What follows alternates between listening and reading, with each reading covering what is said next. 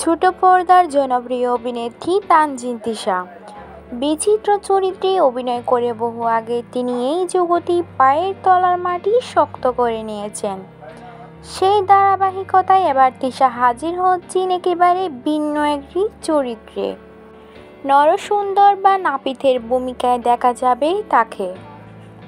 চুল দাড়ি কাটার এই পেশায় সাধারণত নারীদের দেখা যায় না, পুরুষেরাই করে থাকেন। সেই রীতি ভেঙে নাপিতের ভূমিকায় টিভির পর্দায় আসতে চলেছেন তানজিন তিশা। নাটকের নাম নরসুন্দরী। এটি একটি নারীকেন্দ্রিক গল্পের নাটক।